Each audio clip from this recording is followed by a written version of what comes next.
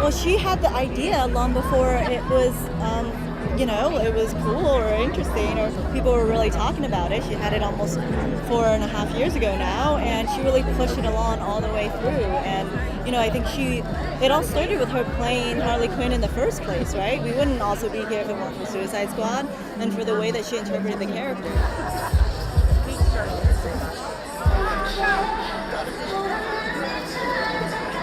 You see so many times in this business, and I felt it myself, where you take this stuff for granted.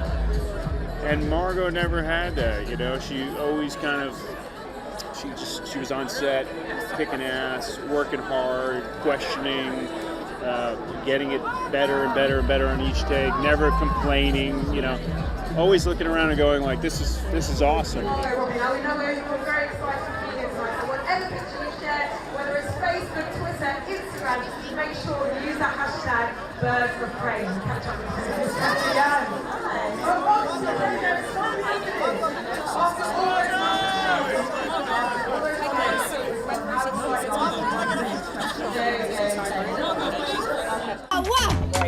I'm just stopping the score at home goal.